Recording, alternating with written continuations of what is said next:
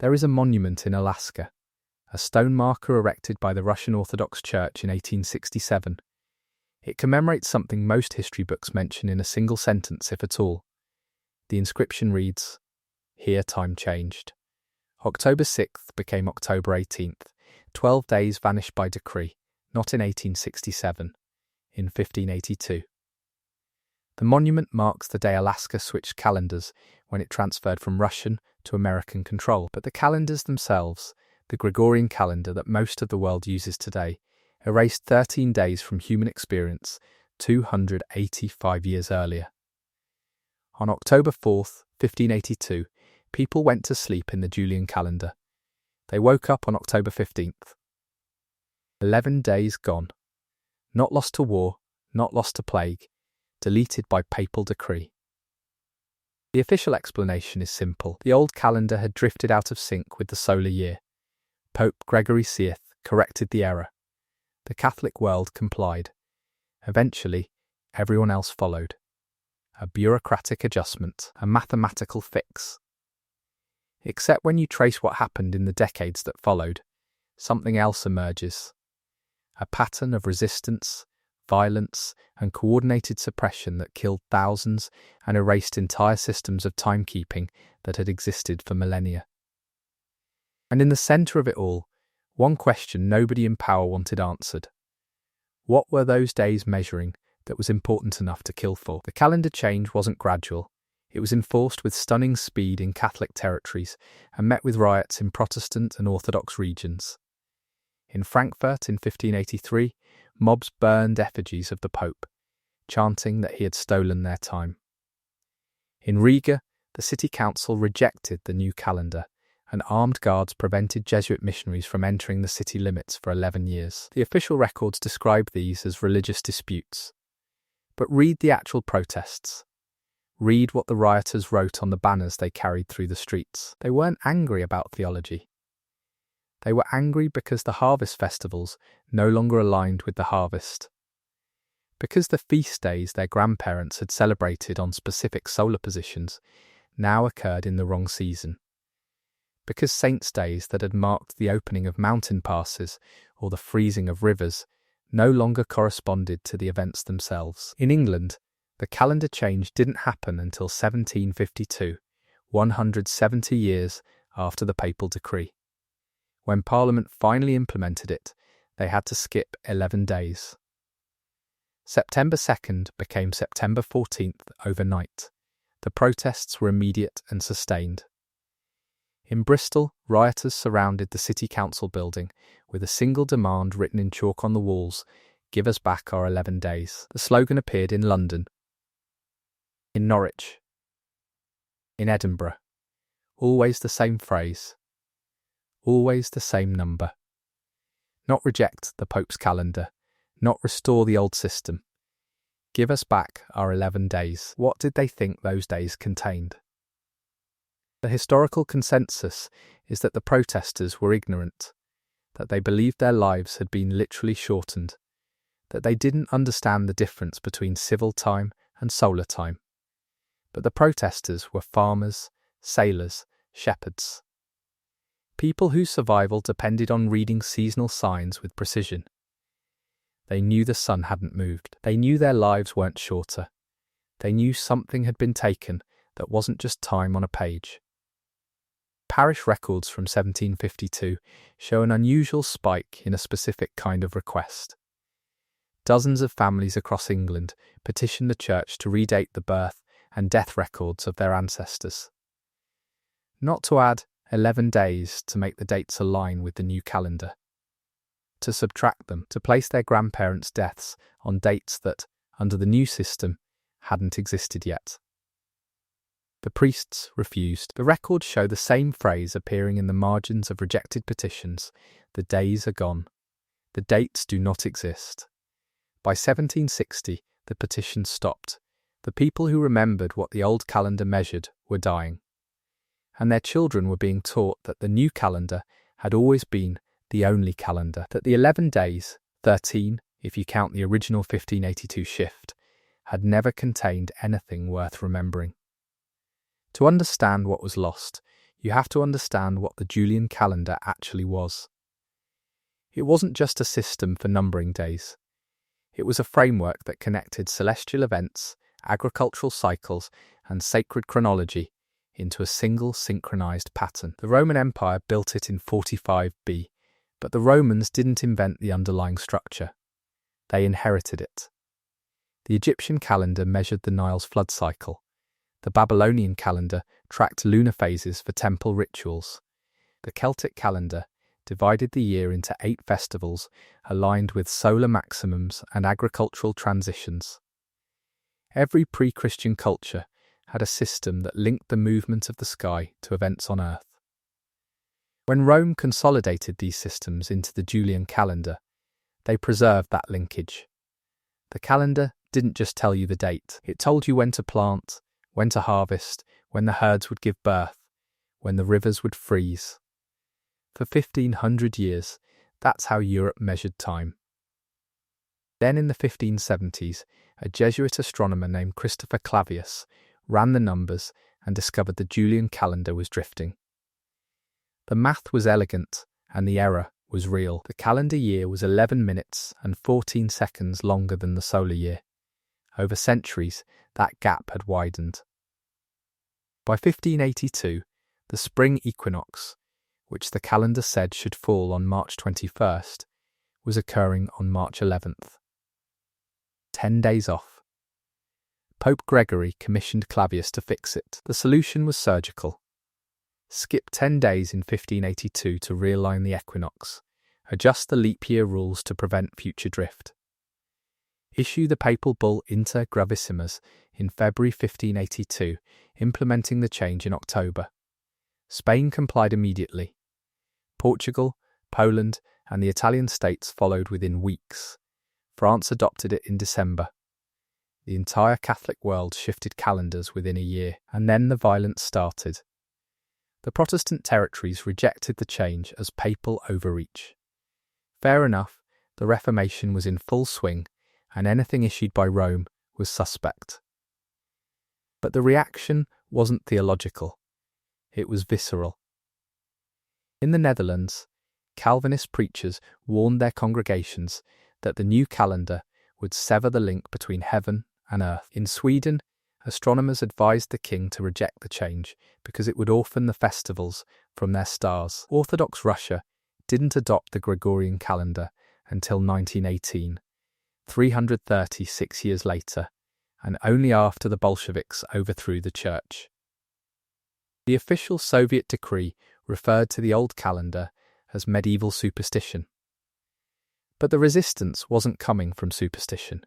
It was coming from a coherent understanding that the calendar measured something the new system didn't account for. The Russian peasants called the lost days the stolen week, not because they thought their lives were shorter, because the week that was deleted, October 5th through October 14th, in the original 1582 shift, fell during the autumn ember days, a period when, according to tradition stretching back before Christianity, the boundary between the living world and the unseen world grew thin. When offerings were made, when the dead were honoured, when specific stars rose at specific hours and specific rituals aligned earth and sky. Delete those days, and the rituals lost their anchor. Perform them on the new dates, and they no longer corresponded to the stars. The sequence was broken. Here's where the pattern becomes impossible to ignore. In every region that adopted the Gregorian calendar, the same 3 things happened within a generation. The folk calendars disappeared. The agricultural festivals were rescheduled or abandoned, and the local timekeeping methods, the ones that had existed alongside the official calendar for centuries, were systematically outlawed. In France, the revolutionary government didn't just adopt the Gregorian calendar. In 1793, they replaced it entirely with a new system that divided the year into 10-day weeks and renamed the months after agricultural events. It lasted 12 years. But during those 12 years, they destroyed something that hadn't survived anywhere else: the regional saint calendars.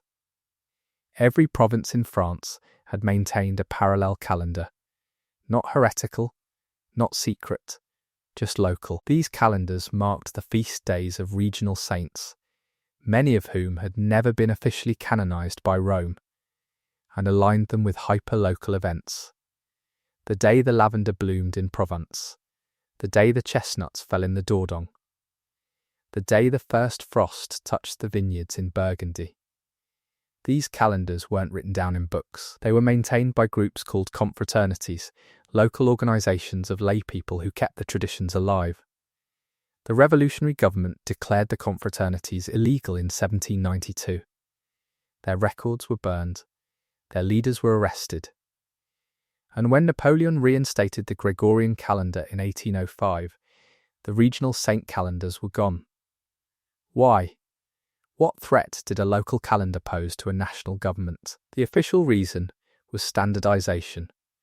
The revolution wanted one France, one system, one unified measure of time. But the revolution also wanted one system of weights, one national language, one legal code. They achieved all of those through legislation and incentive. Only the calendars required violence. The same thing happened in Scotland. The Scottish Gaelic calendar had existed alongside the Julian calendar for 1,000 years. It wasn't a rival system, it was a supplementary one.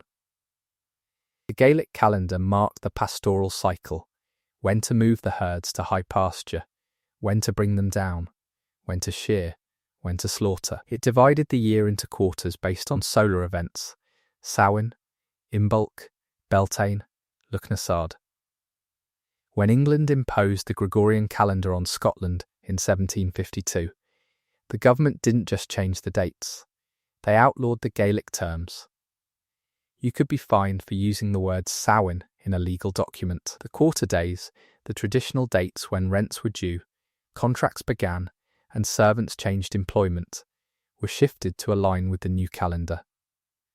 Not by 11 days, by arbitrary amounts that broke the solar alignment entirely. Within 2 generations, the Gaelic calendar was extinct outside the Highlands, and in the Highlands, it survived only in fragments, passed through oral tradition by people the English called savages. The Japanese calendar held out until 1873. For 1,200 years, Japan had used a lunisolar system that tracked both moon phases and solar seasons.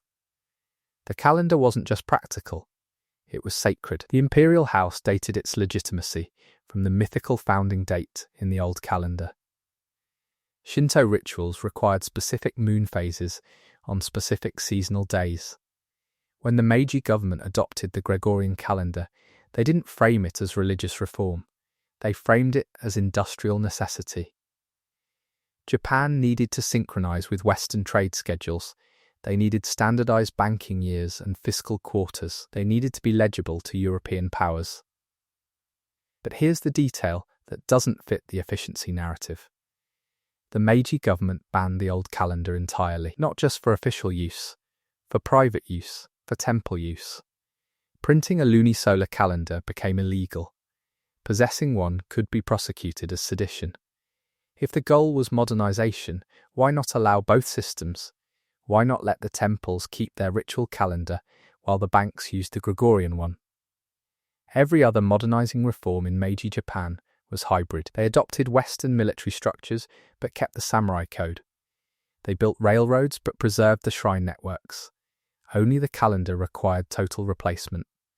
What all these calendars had in common was a feature the Gregorian calendar deliberately removed. They all tracked multiple cycles simultaneously.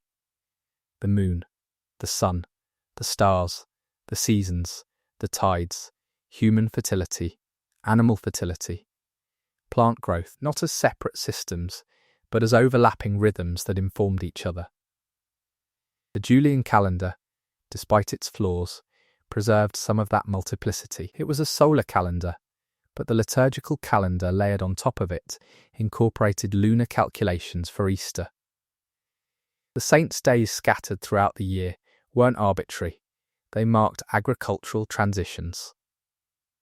Rogation days in spring blessed the fields. Ember days at the solstices and equinoxes marked seasonal shifts. Lammas on August 1st celebrated the first harvest. Martinmas on November 11th marked the slaughter of livestock before winter. These weren't decorations. They were a system, a way of encoding ecological knowledge into the calendar itself, so that even if you couldn't read, even if you didn't own an almanac, you knew when to act because the day itself told you. The Gregorian calendar kept the structure, but severed the connection. The saints' days remained, but they were 10 days off from the solar events they originally marked. Easter still used lunar calculations, but the rules were changed to prevent it from aligning with Passover, breaking a link that had existed since Christianity began. The solstices and equinoxes still occurred, but they were no longer embedded in the calendar as sacred or communal events. What replaced it was a calendar that measured only one thing: mercantile time. Days divided into 24 equal hours, weeks standardized into 7-day cycles disconnected from lunar phases, months that bore no relationship to the moon despite their name. A year that began in January, the dead of winter, agriculturally meaningless, because that's when Roman consuls took office. It was a calendar designed for accounting, for banks, for trade schedules, for imperial administration, not for people who needed to know when the bees would swarm or when the salmon would run. And the people who resisted weren't resisting progress. They were resisting the loss of a technology, because that's what the old calendars were: a technology for synchronizing human activity with planetary and biological cycles. Here's the part that makes it clear this wasn't accidental. In the 1580s, as the Gregorian calendar spread through Catholic Europe, the same authorities who mandated the new calendar also began suppressing almanacs. Not all almanacs, specifically, almanacs that included astrological predictions, lunar planting guides, and weather forecasting based on celestial events. In 1586, Pope Sixtus V issued an edict against superstitious almanacs. The Spanish Inquisition began seizing them. In France, publishers had to submit almanacs for church approval before printing. The sections on moon phases and planetary positions were allowed. The sections on what to plant when, what the weather would do, when to cut hair or let blood, those were censored. Why? If astrology was superstition, why not let it die naturally as people became more educated? Why use state and church power to suppress practical guides that farmers had relied on for generations? Because the guides worked. Not because the stars controlled the crops, but because the guides encoded centuries of observation about correlations between celestial cycles and terrestrial events. When to plant based on moon phase wasn't magic, it was pattern recognition. The moon affects tides, soil moisture, even sap flow in trees. Farmers didn't need to know the mechanism, they just needed to know the pattern. The Gregorian calendar broke the patterns, and the almanacs that preserved them had to go. The records of what was lost are fragmentary because the people doing the erasing were meticulous, but fragments remain. In the archives of the Vatican Library, there's a collection called the Index Librorum Prohibitorum, the list of prohibited books. Most of it is what you'd expect: heretical theology, Protestant texts, banned philosophies. But buried in the 1590 edition is a category that barely gets mentioned in historical analyses: calendars and prognostications. 83 titles. 83 books, banned not for heresy, but for teaching the old timekeeping systems. Some were astrological. Some were agricultural. Some were simply regional calendars that refused to adopt the Gregorian dates. The Vatican didn't just ban them, they purchased and destroyed every copy they could find. In 1612, the Congregation of the Index authorized payments to informants who reported possession of prohibited calendars. The going rate was 2 scudi per book turned in. How many were turned in? The records don't say. But the books are gone. Of the 83 titles on the 1590 list, 12 survive in any form. 12 books, scattered across university libraries, most of them incomplete. The English did the same thing, without the religious framing. When Parliament mandated the calendar change in 1751, They included a provision requiring all existing printed calendars to be surrendered to local magistrates for destruction.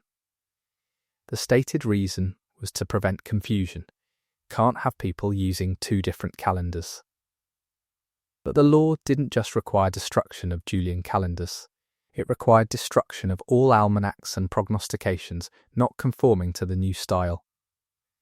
That included perpetual calendars, books that didn't list specific years but taught the user how to calculate dates, moon phases, and solar positions using cycles. Books like the Shepherd's Calendar, which had been printed continuously in England since 1497. The 1750 edition was the last. The plates were destroyed. The publisher was compensated by the Crown and prohibited from reprinting. Why destroy a perpetual calendar? It wasn't teaching the wrong dates. It was teaching a system, a way of calculating time that didn't depend on authority, that couldn't be changed by decree.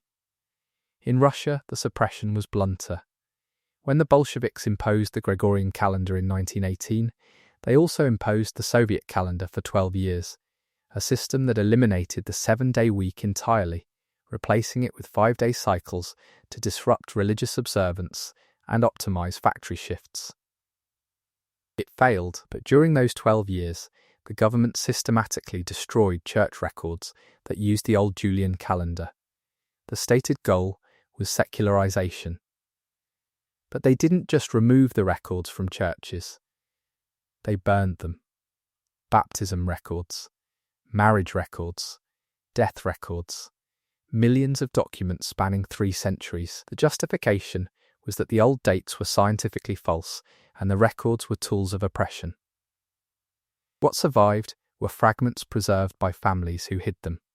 And when you read those fragments, you find something the official histories omit. The church records didn't just list dates, they listed feast days. And the feast days didn't match the official liturgical calendar, they matched local agricultural events. In northern Russia, parishes recorded births and deaths relative to the day the ice breaks or the week of the midnight sun. In Siberia, they used the first snow and the return of the geese. These weren't poetic descriptions. They were the actual timekeeping system. The priest would note the saint's day from the liturgical calendar, but the family would remember the date by the natural event. Destroy the records, and you destroy the link between human events and ecological cycles. You make it impossible to reconstruct when things happened outside the official chronology. The Japanese destruction was even more thorough. When the Meiji government banned the old calendar, they also banned the calendar stones. These were public monuments found in villages throughout Japan, stone pillars inscribed with the 60-year cycle of the traditional calendar, the seasonal divisions, and the auspicious and inauspicious days. The stones weren't just informational, they were legal. Contracts referenced them. Disputes were settled by them. If you disagreed about when a debt was due, you went to the calendar stone. In 1873, the government ordered them removed, not relocated, destroyed. Villages that refused faced financial penalties. By 1880, most were gone. The stones that survive today are the ones that were buried or disguised as Buddhist grave markers. Why destroy stones? They weren't competing with the Gregorian calendar. They were just sitting there, telling a different kind of time. Unless that was the threat, not that they told the wrong time, but that they told time in a way that didn't require state authority. That couldn't be changed by decree, that connected people to cycles of their own observation rather than cycles imposed from above. There are places where you can still see what was lost. In the village of Avebury in England, there's a church built in the 12th century.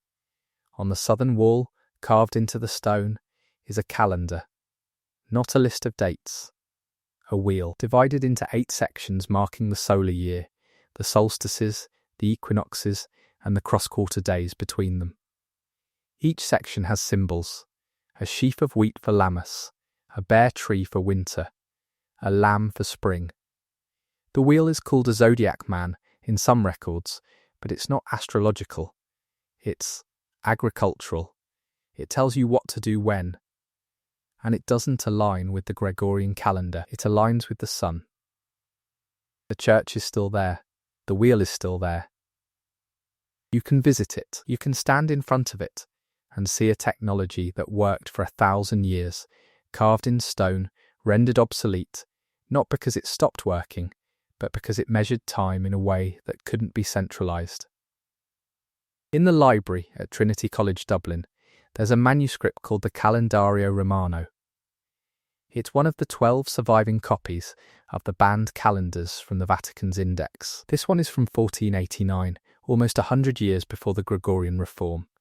It's a farmer's almanac, but it's also more than that. It lists the saints' days, yes, but next to each saint's day is a note about the moon phase, the position of specific stars, and a recommended action. San Silvestro, moon 3 days past full, Orion rising at dusk, prune the vines, Sant'Antonio, new moon, Pleiades at zenith, sow the fava beans, not superstition. Correlation. The manuscript contains 493 correlations between celestial events and agricultural activities, compiled over generations of observation. It was written for farmers in central Italy, but the method could work anywhere. Watch the sky, note what happens on Earth, record the pattern, pass it on. The Gregorian calendar made that method obsolete because the dates shifted, but the sky didn't. If you planted fava beans on Sant'Antonio's day before 1582, you planted them at the new moon in January, when Pleiades was at zenith. After 1582, Sant'Antonio's day was still in January, but it was 10 days later. The moon was in a different phase. Pleiades was in a different position. The pattern was broken. You could recalculate.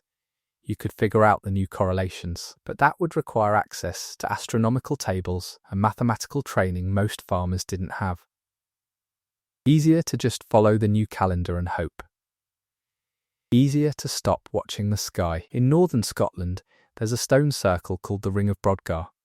60 stones originally, 27 still standing. Archaeologists date it to 2500 BC. If you stand at the centre on the winter solstice, the sun rises directly over a specific stone. On the summer solstice, it sets over the opposite stone. The equinoxes align with 2 other stones. The people who built it didn't have a Gregorian calendar. They didn't have a Julian calendar. They had the stones. And the stones still work. They still mark the solar year with perfect accuracy, because they're aligned to the sun itself, not to a decree from Rome or a calculation by Jesuit astronomers. The difference is that the stones can't be adjusted, they can't be updated, they can't be synchronized across an empire. They're local, permanent, ungovernable, and there are thousands of them. Stone circles, calendar stones, alignments carved into cliff faces and mountainsides across Europe, Asia, and the Americas. Most are older than any written calendar. All of them still work. The Gregorian calendar made them obsolete, not by being more accurate, the stones are perfectly accurate to the solar year, but by being more useful to centralized power. You can't tax someone based on a stone circle. You can't schedule a bond payment or a trade shipment or a military campaign using the summer solstice. You need dates. Numbers, a system that works the same in Madrid and Manila, in Paris and Peru. And you need everyone to forget that there was ever another way to measure time. The 13 days are still gone. If you count from the original 1582 shift to the final holdouts in the 20th century, the total is higher. Different regions lost different numbers of days as they adopted the calendar at different times. Alaska lost 12, Russia lost 13. Greece lost 13. Every adoption required a deletion. And every deletion severed a thread. The thread between the date and the stars, between the festival and the harvest, between the saint's day and the frost. The Gregorian calendar didn't just correct a mathematical error. It replaced a system that connected time to the rhythms of earth and sky with a system that connected time to nothing but itself. The riots weren't about superstition, they were about loss. The loss of a technology that had worked for millennia. The loss of autonomy over time itself. The loss of the ability to measure your life by anything other than what the authorities decreed. The people who protested couldn't articulate it in those terms, because the terms didn't exist yet. They didn't have words like standardization or centralization or administrative efficiency. They just knew that something had been taken, something their grandparents had taught them, something written in stone and sky, and they were right. The calendars are gone. The almanacs are gone. The saint calendars, the folk calendars, the regional systems that aligned human activity with the world itself, erased, not by time, by force. What remains are the stones, the monuments, the manuscripts locked in archives, the church wall in Avebury with its 8-part wheel, the ring of Brodgar with its 60 stones. Proof that humanity once measured time by the sky, and the sky was enough. We gained a calendar that works everywhere. We lost the ones that worked where we actually lived. The 13 days are gone. So is the world that counted them.